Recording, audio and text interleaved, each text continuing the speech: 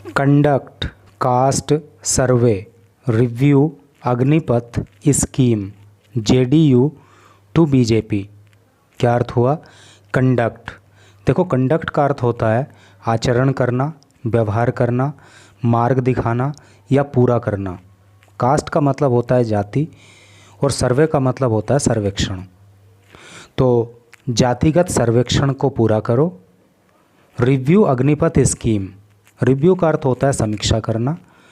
Agnipath scheme, scheme का मतलब होता है योजना, और अग्निपथ योजना की समीक्षा करो। जेडीयू टू बीजेपी, जेडीयू की फुल फॉर्म होती है जनता दल यूनाइटेड, और बीजेपी की तो आप जानते ही हो, भारतीय जनता पार्टी। तो कहने का मतलब यह है कि जेडीयू ने भारतीय जनता पार्टी को कहा कि जो जातीय सर्वे है उसको पूरा करो, और जो अग्निपथ योजना है इसका भी समीक्षा करो। तो चलो पढ़ते हैं आगे, तो फिर वहाँ पे सारी चीज़ें क्लियर होंगी।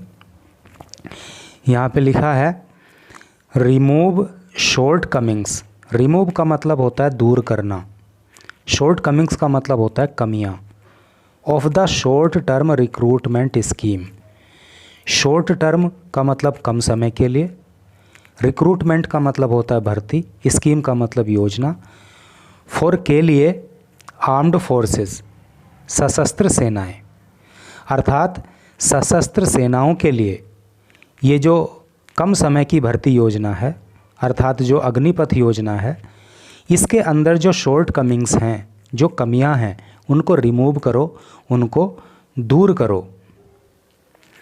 सेज कहते हैं पार्टी लीडर, पार्टी के नेता त्यागी। एलजेपी रामविलास, एलजेपी की फुल फॉर्म होती है लोक जनशक्ति पार्टी, रामविलास। तो जो एलजेपी है ना, तो उसके जो चीफ हैं, चीफ का मतलब होता है अध्यक्ष या मुखिया, जिनका नाम है चिराग पासवान, सेज। तो चिराग पासवान क्या कहते हैं? The scheme has not worked, ये जो स्कीम है ना, कौन सी? अग्निपथ। तो ये जो अग्निपथ स्कीम है हैज़ नॉट वर्कड, इसने काम नहीं किया है, ये सफल नहीं रही है। NDA parliamentary party meeting today, NDA की फुल फॉर्म होती है नेशनल डेमोक्रेटिक अलायंस, और हिंदी में इसको बोलते हैं राष्ट्रीय जनतांत्रिक गठबंधन। पार्लियामेंट्री का मतलब होता है संसदीय। तो एनडीए के संसदीय दल की जो मीटिंग है वो आज होगी। Modi to take oath on June 9, और जो मोदी हैं टू टेक ओथ, टेक का मतलब होता है लेना, ओथ का मतलब शपथ, ऑन जून 9 9 जून को, और जो मोदी हैं वो 9 जून को शपथ लेंगे। तो यहाँ पे एक ये स्टेटमेंट लिखा है, इसको पढ़ ले रहे हैं। केसी त्यागी का स्टेटमेंट है, देयर इज एंगर, क्रोध है, एंगर का मतलब क्रोध, गुस्सा है, अमंग सर्टेन सेक्शंस, सर्टेन का मतलब कुछ निश्चित, सेक्शन का मतलब वर्ग, on the Agnipath recruitment scheme, Agnipath भर्ती योजना को लेकर के, अर्थात अग्निपथ भर्ती योजना को लेकर के कुछ वर्गों के अंदर गुस्सा है। It should be reviewed, it यह शुड चाहिए, बी होना, रिव्यूड का मतलब होता है समीक्षा से, तो इसकी समीक्षा की जानी चाहिए close by close, step by step, चरण बाय चरण, अनुच्छेद बाय अनुच्छेद, इस तरह से, यानी कि हर चरण में, हर अनुच्छेद में इसकी समीक्षा हो। ऐसा जो है केसी त्यागी का कहना है, जनता दल यूनाइटेड लीडर, जो कि जनता दल यूनाइटेड के नेता हैं। इधर ये चिराग पासवान की फ़ोटो दी गई है, और इनका क्या कहना है?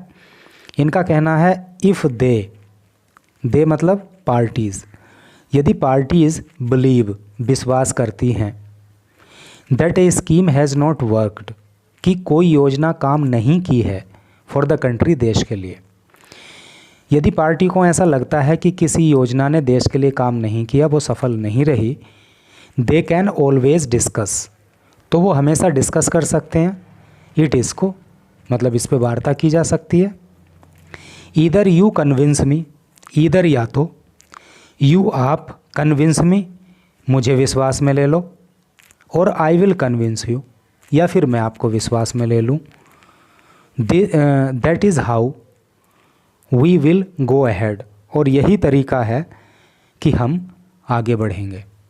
और ये बात जो है केवल राजनीति के लिए ही फिट नहीं बैठती। मुझे पर्सनली बहुत अच्छी ये बात लगी कि भाई किसी अगर पॉइंट को लेकर आप में और मुझ में कुछ मतभेद हैं, आपकी राय अलग है, मेरी राय अलग है, तो तरीका ये है कि वार्ता करके या तो आप मुझे विश्वास में ले लो या तो मैं आपको विश्वास में ले लूँ। इस तरह से करके जो है अगर हम कर लेंगे ना, तो जो हमारे रिश्ते हैं वो अच्छे बने रहेंगे और ज़िंदगी जीने का मज़ा ही कुछ और होगा। ऐसा जो है चिराग पासवान कहते हैं, लोक जनशक्ति पार्टी, रामविलास चीफ, और ये एलजेपी के जो है वो अध्यक्ष हैं। तो आप इधर चलो मेन न्यूज़ को पढ़ते हैं। Amid meetings being held by national democratic alliance. Amid का मतलब होता है बीच में, मीटिंग्स बैठकों के, बीइंग हेल्ड जो की जा रही हैं, बाय नेशनल डेमोक्रेटिक अलायंस। अभी मैंने ऊपर बताया था ना, एनडी की फुल फॉर्म राष्ट्रीय जनतांत्रिक गठबंधन, पार्टनर साथी सहयोगी, टू फॉर्म ए गवर्नमेंट सरकार बनाने के लिए। फॉर्म का मतलब होता है बनाना, गवर्नमेंट का मतलब सरकार। तो सरकार बनाने के लिए जो एनडीए के सहयोगियों के बीच में मीटिंग्स चल रही हैं, तो उसी के बीच में टू अलाइज, दो सहयोगी, अलाई का मतलब होता है सहयोगी, तो दो सहयोगी ऑफ द बीजेपी, बीजेपी के सैड कहा, तो बीजेपी के दो सहयोगियों ने कहा ऑन थर्सडे को दैट द न्यू गवर्नमेंट, की जो नई सरकार है, शुड रिव्यू, उसको रिव्यू करना चाहिए, उसको समीक्षा करनी चाहिए, द अग्निपथ स्कीम, अग्निपथ योजना की, for short term recruitment to the armed forces. और ये योजना जो है वो सशस्त्र सेनाओं में कम समय के लिए भर्ती करने की योजना है, तो इसको सरकार के द्वारा इसकी समीक्षा की जानी चाहिए। Janata Dal U leader KC Tyagi told the Hindu. Janata Dal United के जो नेता हैं जिनका नाम है केसी त्यागी, उन्होंने द हिंदू को बताया दैट देयर इज़ एंगर, कि गुस्सा है, अमंग सर्टेन सेक्शंस, सर्टेन का मतलब कुछ निश्चित, सेक्शन का मतलब वर्ग, तो कुछ निश्चित वर्गों के बीच में गुस्सा है on the Agnipath scheme, Agnipath योजना को लेकर के। अवर पार्टी वॉन्ट्स, अवर हमारी पार्टी वॉन्ट्स चाहती है, हमारी पार्टी चाहती है those shortcomings removed, those का मतलब वो, शॉर्ट कमिंग्स का मतलब कमियां, रिमूव का मतलब होता है हटा दिए जाना। तो हमारी पार्टी चाहती है कि उन कमियों को हटा दिया जाना चाहिए, उनको दूर कर दिया जाना चाहिए।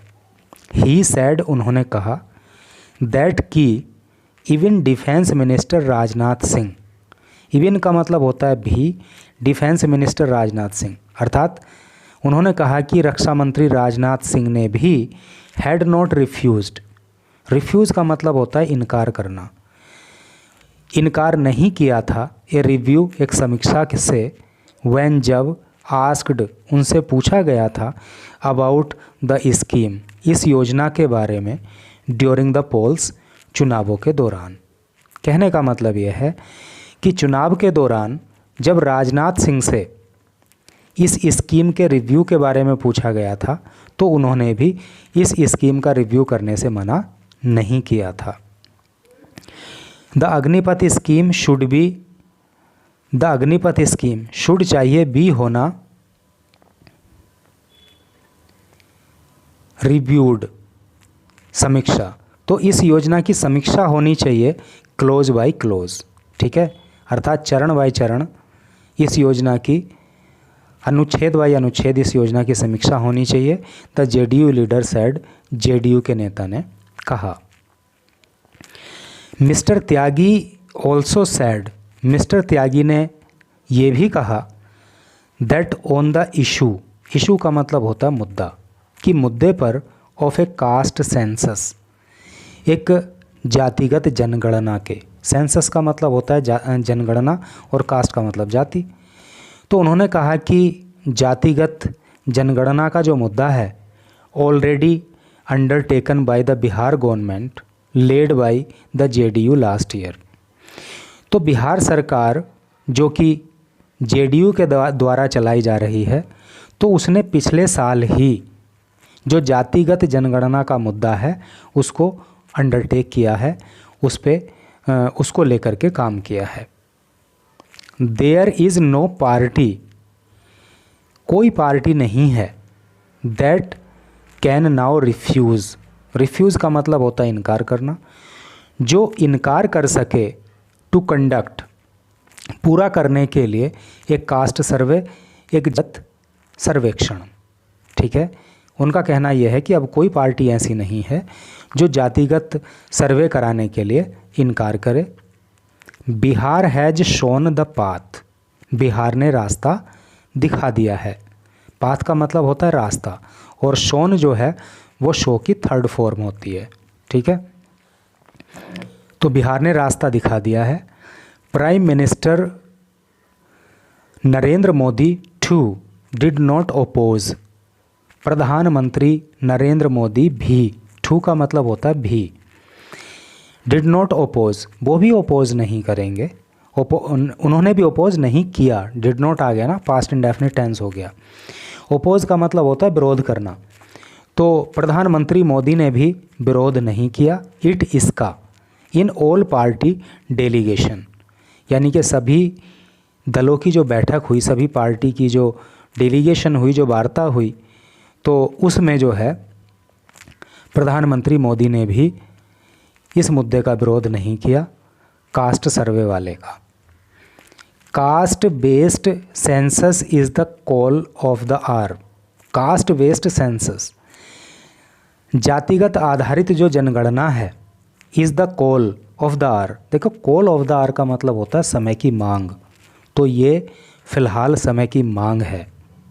वी विल परसू इट, और हम इसको परसू करेंगे, हम इसका पीछा करेंगे, इसको पूरा करेंगे।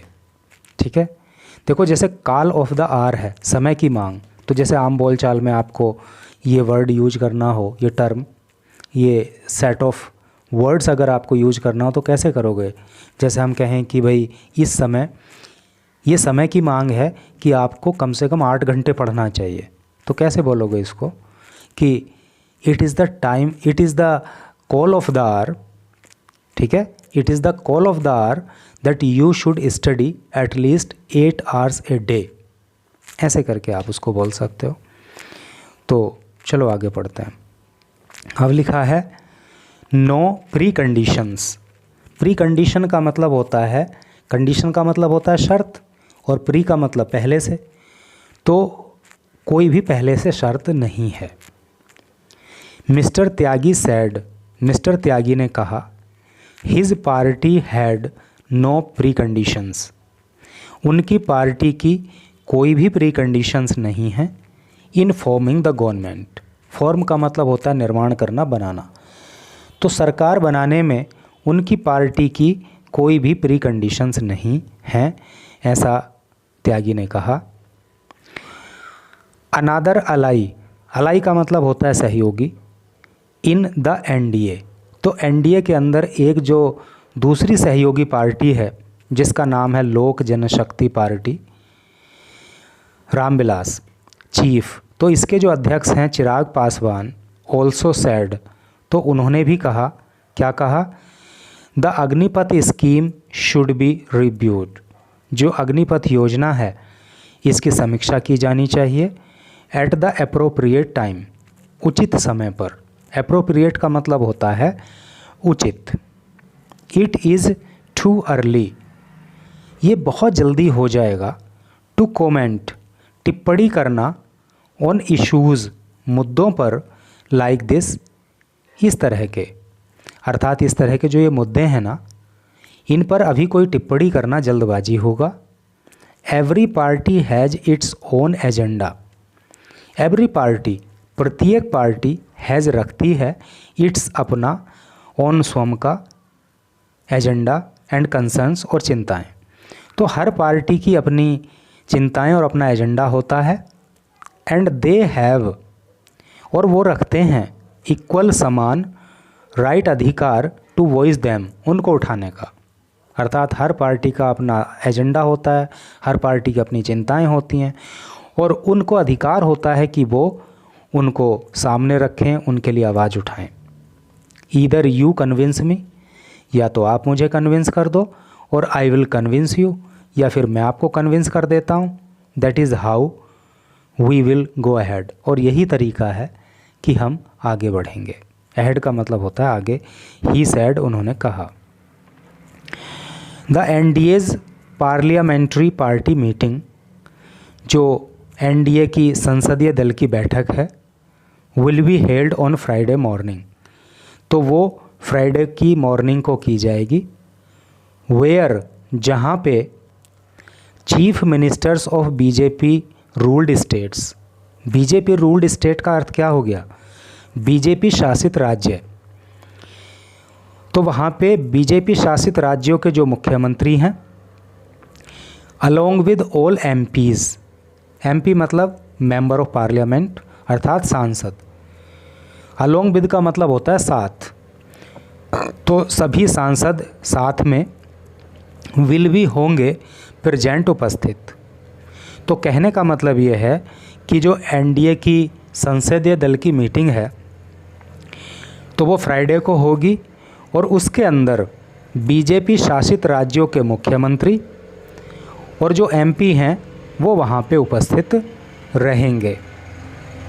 Mister Modi will taking oath of office on June 9, और जो श्रीमान मोदी हैं will be taking oath, oath का मतलब शपथ, ऑफ ऑफिस पद की, ठीक है, ऑन जून 9, 9 जून को। और जो श्रीमान मोदी हैं वो 9 जून को अपने पद की शपथ लेंगे। A resolution electing prime minister Modi as the leader of the NDA parliamentary party. देखो, रिजोल्यूशन का जो मतलब होता है वो होता है संकल्प, या रिजोल्यूशन का जो मतलब होता है वो होता है प्रस्ताव। तो a resolution electing prime minister Modi, तो मोदी को चुनने का प्रस्ताव, क्या चुनने का? As the leader of the NDA parliamentary party. NDA की जो संसदीय दल है, अर्थात एनडीए का संसदीय दल का जो नेता है, तो मोदी को उसका चुना जाने का जो प्रस्ताव है विल बी पास्ड, वो पास किया जाएगा इन दैट मीटिंग, उस मीटिंग में। आफ्टर विच, जिसके बाद, ही विल बी मीटिंग, जिसके बाद वो मिलेंगे प्रेसिडेंट द्रौपदी मुर्मू, प्रेसिडेंट मतलब राष्ट्रपति, द्रौपदी मुर्मू से, और उसके बाद वो राष्ट्रपति द्रौपदी मुर्मू से मिलेंगे टू स्टेक क्लेम। देखो, वैसे तो स्टेक का जो अपना अलग अर्थ होता है वो होता है सहारा देना या दाव लगाना, लेकिन जब आ जाता है stake claim, to stake claim, तो उसका अर्थ हो जाता है दावा पेश करना।